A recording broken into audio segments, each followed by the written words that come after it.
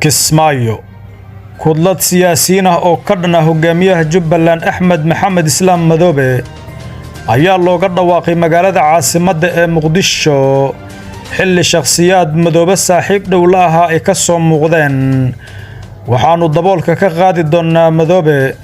oo wajahaya mucaaradkii ugu badnaa xilli ay ka biyo diidan yihiin muddo kororsiga sharci darrada ah ee uu sameystay hogaamiyaha Jubbaland Axmed Madoobe wararkii ugu dambeeyay weerar dhinaca afka ah oo ay ku qaadeen qaar ka mid ah jilba culusta siyaasiyiinta Jubbaland ayaanu eegi doonaa waa war degdeg ah iyo hayaanka news fadlan haddii aad ku cusub tahay page-kana Facebook follow soo dheh muuqaalkan like saar siina share garay si saaxiibo badan oo sidaadoo kale ay u gaaraan wararka degdega iyo warbixinada xasaasiga ah ee aan halkan ku soo gudbino aad baad u mahadsantiin dhammaantiin muuqaalkan like saara waa muhiim waxaan ku bilaabayaa wasiirkii hore ee amniga Jubbaland Cabdirashiid Xasan Cabdinuur Janan oo ka mid ah siyaasiyiinta Muqdisho uga dhawaaqay isbahaysi ka dhan ah Axmed Madoobe oo la magac baxay badbaadada Jubbaland ayaa sheegay in marnaba aysan ogolaan doonin muddo kororsiga ay u sameeyeen baarlamaanka maamulkaasi saaxiibkay Axmed Madoobe waxa uu sameynayo wax xiigsigeena anfacaya ma ahan qof kasta oo diida sida uu wax u qaado oo ku nool deegaanada Jubbaland waxaan siin doonaa gabbaad uu halgankiisa ku sii wato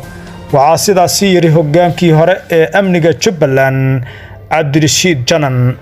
waxa uu sheegay in qorshaha muddo kororsiga aysan ku qanacsaneen xubnihii codeeye ee baarlamaanka Jubbaland balse uu ku yimid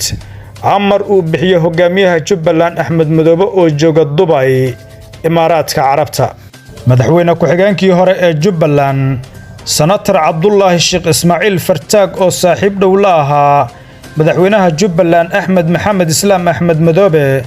ayaa ka mid ah siyaasiyiin miisaan culus ku leh siyaasadda Jubbaland waxa uu ka hor yimid qorshahaasi muddo kororsiga ah siyaasiyiin iyo waxgarad miisaan ku leh siyaasadda deegaanada Jubbaland ayaa isbahaysigan uga dhawaaqay magaalada caasimadda ee Muqdisho kaas oo loogu magac daray badbaadada Jubbaland waxaa gudoomiyaha isbedel doonkan loo doortay nin lagu magacaabo Aadan Afay kaas oo sheegay in dhawaan ay tagi doonaan magaalada Kismaayo ee xarunta gobolka Jubbada Hoose haddaba daawade sidee u aragtaa qorshahan muddo kororsiga sharci darrada ee uu sameystay hogaamiyaha Jubbaland Axmed Maxamed Islaam Axmed Madoobe sideese kula muuqda kacdoonkan siyaasadeed ee looga dhawaaqay magaalada caasimadda ee Muqdisho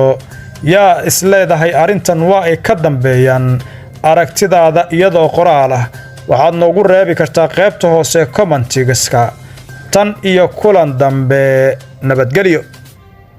naftu kama maaranta nasiina marka aad soo daasho ama aad ka soo baxda shaqo waxaad u baahan tahay inaad hesho meel ay naftu ka helayso sidoo kale leh hawo dabiici ah aadna ku sheekaysan kartaan adiga iyo asxaabtaada ama adiga iyo lamaantaada caasimadda Soomaaliya ee Muqdisho ayaa lagaaga furay City Coffee oo aad ka heli karto